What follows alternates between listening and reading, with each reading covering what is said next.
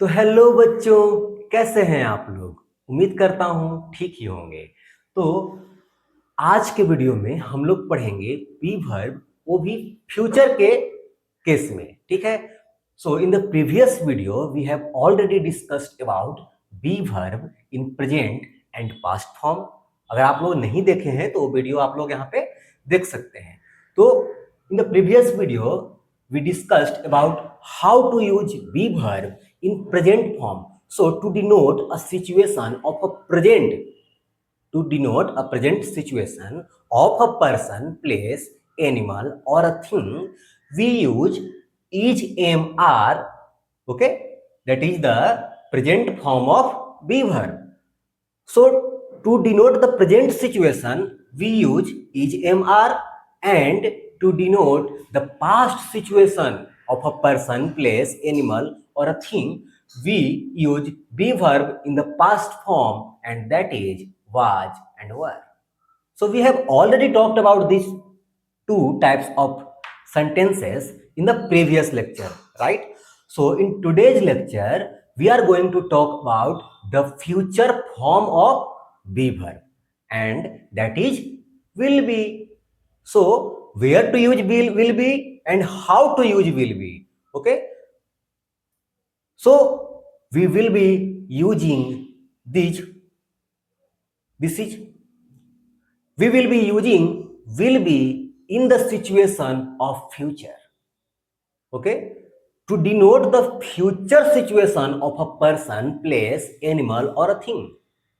ठीक है। तो how to use, where to use, किसी भी व्यक्ति, वस्तु, स्थान के फ्यूचर के स्थिति को बताने के लिए, मतलब कि अभी वो क्या है ये नहीं बताना। अभी क्या है हम लोग प्रेजेंट में पढ़ चुके हैं। कोई भी व्यक्ति, वस्तु, ठीक है, पास्ट में क्या था ये हम लोग पास्ट फॉर्म में पढ़ चुके हैं, उसकी पास्ट की स्थिति बताने के लिए। अब फ्यूचर में हम लोग पढ़ेंगे कि कोई भी व्यक्ति, वस्तु, स्थान की स्थिति फ्यूचर में क्या होगी। तो यदि किसी व्यक्ति, वस्तु, स्थान की स्थिति के बारे में हम लोग उसके फ्यूचर के बारे में बात कर रहे होते हैं, तो हम लोग फ्यूचर का जो बी वर्ब है उसका प्रयोग अपने वाक्य में करते हैं, और जो कि है विल बी। कैसे करते हैं, एग्जाम्पल से ज्यादा क्लियर होगा। ठीक है। तो एग्जाम्पल लेते हैं। मान लीजिए कोई वाक्य है, हम लोग जो बोल रहे हो कि जैसे प्रेजेंट में हम लोग क्या बोलेंगे, मैं उपस्थित हूं। अगर मैं कहीं पे आया हूं तो मैं बोल सकता हूं कि मैं उपस्थित हूं। ठीक है, ये प्रेजेंट फॉर्म है ना, यानी कि मैं अभी उपस्थित हूं। ठीक है, अभी प्रेजेंट में मैं यहाँ पे क्लास में क्या हूं, प्रेजेंट हूं, उपस्थित हूं। आई एम प्रेजेंट, यहाँ पे हम लोग क्या बोलेंगे, आई के साथ एम लगाएंगे, आई एम प्रेजेंट। ये सब हम लोग पढ़ चुके हैं। अगर पास्ट सिचुएशन रहे तो मैं उपस्थित था, यानी कि अभी मैं उपस्थित नहीं हूं। मान लो पहले का बात हो रहा है, कल का बात हो रहा है, या पिछले साल का बात हो रहा है, तो मैं कहूंगा हाँ वहां पे तो मैं भी उपस्थित था। ठीक है, मैं उपस्थित था। तो था के लिए क्या करेंगे, आई के साथ वाज लगाते थे हम लोग, आई वाज प्रेजेंट। ठीक है, ये दोनों हम लोग पढ़ चुके हैं। आज हम लोग सीखेंगे कि अगर वाक्य रहेगा कि मैं उपस्थित रहूंगा तो कैसे बनाएंगे। तो इसका स्ट्रक्चर बहुत ही सिंपल है, आप यहाँ पे देख सकते हैं। Subject plus will be plus object, ये दोनों से भी सिंपल है। ठीक है, ये दोनों से सिंपल कैसे है, तो प्रेजेंट फॉर्म में हमारे पास तीन हेल्पिंग वर्ब थे, इज, एम, आर, और हम लोगों को देखना था कि आई के साथ एम लगाना है, और ही, सी, इट या किसी का नाम रहेगा तो इज लगाना है, और यदि प्लूरल सब्जेक्ट रहता है तो आर लगाना है। यहां पे भी सेम केस है, सिंगुलर सब्जेक्ट के साथ वाज लगाना है और प्लूरल सब्जेक्ट के साथ वर लगाना है। लेकिन देख लीजिए फ्यूचर में ऐसा कुछ है ही नहीं, एक ही हेल्पिंग वर्ब है और वो है विल बी। यानी कि सेंटेंस, सब्जेक्ट जो है हमारा सेंटेंस में, वो चाहे सिंगुलर हो या प्लूरल हो, यानी कि आई हो, यू हो, ही हो, सी हो, इट, यू, दे, कुछ भी हो, हम लोग क्या लगाएंगे, विल बी लगाएंगे। एक नाम हो या चार नाम हो, उससे भी कोई मतलब नहीं, हम लोग क्या लगाएंगे, विल बी लगाएंगे। ठीक है, तो सिंपल है, इसमें ज्यादा टेंशन नहीं है कि कहीं वाज लगाएं कि वर लगाएं कि आर लगाएं कि एल एम लगाएं। ठीक है, इसमें क्या करना है, इसमें कुछ भी हो, अगर फ्यूचर का स्थिति के बारे में वो वाक्य बता रहा है, यानी कि अगर फ्यूचर टेंस में है तो हम लोग क्या लगाएंगे, विल भी लगाएंगे। पता कैसे चलेगा, जो बच्चे हैं जिनको नहीं समझ में आ रहा है कि पता कैसे चलेगा फ्यूचर का वाक्य है, विल भी लगाना है कि वाज वर लगाना है? तो देखिए प्रेजेंट का जो वाक्य होता है उसके लास्ट में है, ठीक है, है रहता है, हूं रहता है, जैसे मैं उपस्थित हूं, ठीक है, वह उपस्थित है तो है रहेगा। इसमें क्या रहेगा पास्ट फॉर्म में? था, थे, थी, ठीक है, इसमें रहेगा था, थे, यानी कि वाक्य के अंत में था है, थी है, ठीक है, इस टाइप का रहेगा, था, थे, थी रहेगा। और फ्यूचर में क्या रहता है? गागेगी, जैसे मैं उपस्थित रहूंगा, इसमें लास्ट में गा आ रहा है ना, ठीक है। तुम खुश रहोगे, गे आ गया, ठीक है। वह व्यस्त रहेगी, गी आ गया।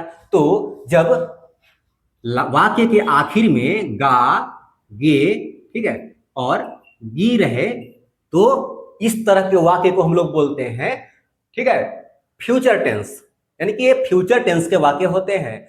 और इस तरह का अगर कोई वाक्य है जो किसी व्यक्ति, वस्तु, स्थान की फ्यूचर स्थिति के बारे में बता रहा है तो हम लोग क्या करेंगे? सब्जेक्ट के साथ विल बी का प्रयोग करेंगे और उसके बाद जो भी ऑब्जेक्ट रहेगा उसका हम लोग प्रयोग करेंगे। सब्जेक्ट ऑब्जेक्ट सब क्या होता है, ये सब हम लोग पिछले वीडियो में, बहुत सारे वीडियो में और बहुत बार डिस्कस कर चुके हैं, इसीलिए बार बार नहीं बताऊंगा। जो लोग बच्चे नए हैं इस वीडियो पे या पहले का वीडियो मेरा नहीं देखे हैं वो जाकर इस वीडियो को पहले देख लेंगे। प्लेलिस्ट बना हुआ है, चैनल पे जाइए और प्लेलिस्ट को पूरे देख लीजिए, ठीक है। बहुत बारीकी से हम लोगों ने डिस्कस किया है सब्जेक्ट के बारे में, ऑब्जेक्ट के बारे में, वर्ब के बारे में भी we have talked about also. Okay, so in future tense we will be using will be, right? Okay, तो कुछ एग्जांपल देख लेते हैं। फॉर एग्जांपल सेम ले लेते हैं, मैं उपस्थित रहूंगा, क्या हो जाएगा? I will be present. तुम खुश रहोगे, you will be happy. Okay, वह व्यस्त रहेगी, सी विल बी बिजी। ठीक है, कितना सिंपल है ना। जो भी सब्जेक्ट है हम लोग उसके साथ विल भी लगा दे रहे हैं, और अगर व्यस्त है तो बिजी बोल दिए, खुश है तो हैप्पी बोल दिए, और अगर उपस्थित, मतलब जो भी ऑब्जेक्ट है उसको बोल देंगे, सिंपल। तो इस तरह से अब मैं कुछ वाक्य आपको स्क्रीन पे दे रहा हूं, देख लीजिए कैसे हिंदी और इंग्लिश में बनाया हुआ है, कैसे विल बी का प्रयोग किया गया है, और इसको आप लोग एक बार रीडिंग कर लीजिए, ठीक है। चलिए, अब इसी प्रकार का सेंटेंस आप लोग खुद से और बनाइए, और खुद से बनाने के लिए मैं कुछ और सेंटेंस आपके स्क्रीन पर दे रहा हूं। तो आपको क्या करना है, इसको खुद से प्रैक्टिस करके देखना है कि आप बना पा रहे हो सही कि नहीं बना पा रहे हो। चलिए ठीक है, तो अब है विल बी हो गया, ये तो सिंपल सेंटेंस हो गया, मैं उपस्थित रहूंगा, आई विल बी प्रेजेंट। तुम खुश रहोगे, you will be happy. Negative में कैसे करेंगे? मान लो रहेगा मैं उपस्थित नहीं रहूंगा, तो क्या करेंगे? वो और भी सिंपल है, कुछ नहीं करना है, बस नोट लगा देना है। कहां पे लगाना है? तो मैं उपस्थित नहीं रहूंगा तो I will not be present, यानी कि विल और बी के बीच में नोट लगाना है। Subject plus will plus not plus be, ठीक है, प्लस ऑब्जेक्ट, यानी कि विल नोट बी लगा देना है। Subject plus will not be plus object, ठीक है। तो इस तरह से सेंटेंस रहेगा, तुम खुश नहीं रहोगे, you will not be happy, वह व्यस्त नहीं रहेगी, she will not be busy. ठीक है, तो इस तरह से हम लोग क्या करेंगे, निगेटिव वाले बनाएंगे। शॉर्ट में ही करते हैं क्योंकि ये बहुत ज्यादा मतलब सिंपल है, इसमें कुछ पढ़ना है नहीं, बहुत से बच्चे पहले से ही जानते होंगे, तो इसलिए वीडियो को लंबा नहीं करना है। तो बस समझ लेना है कि करते कैसे हैं। आपको मैं एग्जांपल के लिए स्क्रीन पे दे रहा हूं, आप और देख लो कैसे नोट का प्रयोग करते हैं। आप प्रैक्टिस के लिए भी मैं सेंटेंस दे रहा हूं, उसको प्रैक्टिस भी आप लोग कर लेना, ठीक है। तो सिंपल सेंटेंस हो गया, निगेटिव हो गया। मान लो क्वेश्चन है, जैसे मैं उपस्थित रहूंगा, मैं उपस्थित नहीं रहूंगा, ये दो तरह का सेंटेंस हो गया। मान लो क्वेश्चन है, क्या मैं उपस्थित रहूंगा? अब इसमें कैसे करेंगे? तो मैं पिछली वीडियो में बताया था इस तरह के वाक्य में करते क्या है कि पहले क्या को हटाकर, क्या मैं उपस्थित रहूंगा, क्या को अभी मत पढ़िए, उसके बाद पढ़िए मैं उपस्थित रहूंगा। इसका आपको आता है ना बनाने, कैसे? I will be present. मैं उपस्थित रहूंगा का इंग्लिश होता है आई विल बी प्रेजेंट, ठीक है। तो जब क्वेश्चन रहेगा क्या मैं उपस्थित रहूंगा, तो क्या करेंगे, ये जो विल भी है ना, ठीक है, विल है, इसको पहले कर देंगे। और बाकी सेंटेंस को वैसे ही रहने देंगे। तो क्या मैं उपस्थित रहूंगा, विल आई बी प्रेजेंट। क्या तुम खुश रहोगे, विल यू बी हैप्पी। क्या वह व्यस्त रहेगी, विल सी बी बिजी।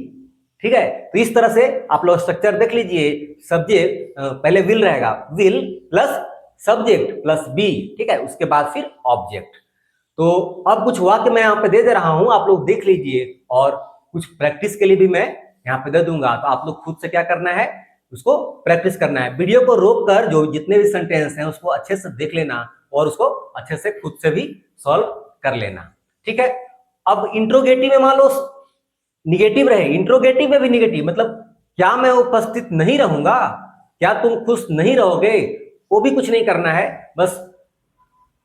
ठीक है, will I not be present, subject के जस्ट बाद क्या लगा देना है, नोट लगा देना है। अगर क्वेश्चन ही है लेकिन निगेटिव फॉर्म में है, ठीक है, जैसे क्या वह खुश नहीं रहेगा,